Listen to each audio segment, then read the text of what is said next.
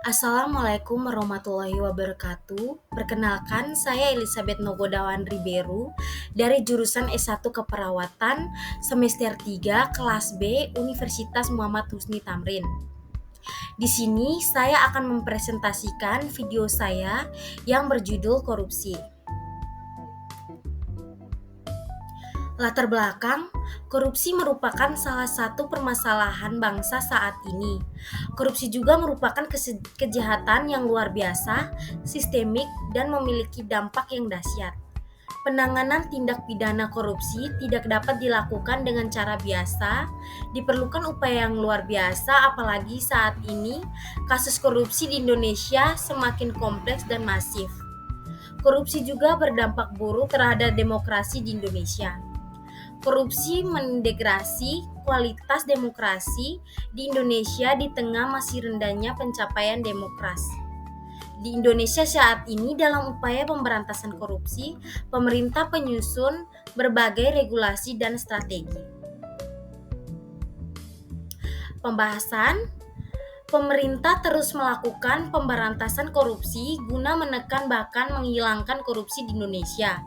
Tetapi tidak dapat dipungkiri upaya pemberantasan korupsi di Indonesia secara edukasi, preventif ataupun represif belum optimal.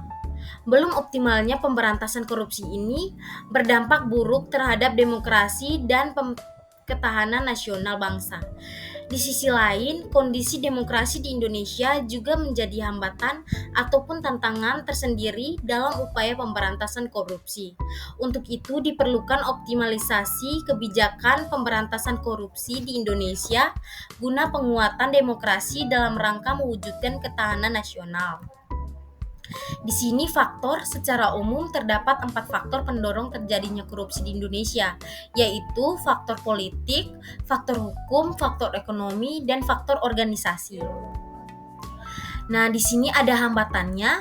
Hambatan pemberantasan korupsi di Indonesia yang pertama hambatan struktural, hambatan kultural, hambatan instrumental, hambatan manajemen. Nah, di sini ada tantangan. Yang pertama, sifat kejahatan korupsi yang merupakan kejahatan internasional. Yang kedua, perkembangan teknologi, informasi dan komunikasi atau TIK. Yang ketiga, belum sinerginya lembaga-lembaga terkait dalam pemberantasan korupsi di Indonesia. Yang keempat, intervensi berbagai pihak yang berkepentingan.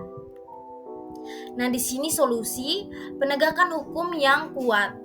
Yang kedua, penguatan sistem pengawasan. Yang ketiga, anti korupsi, transparansi, perbaikan sistem keterlibatan masyarakat. Nah, di sini ada kesimpulan, korupsi merupakan kejahatan internasional dan kejahatan luar biasa yang bersifat sistemik, endemik, dan berdampak luas terhadap pembangunan nasional bangsa.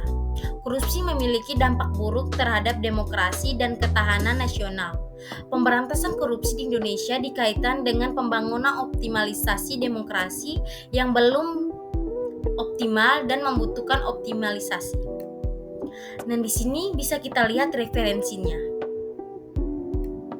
Sekian dari saya. Wassalamualaikum warahmatullahi wabarakatuh.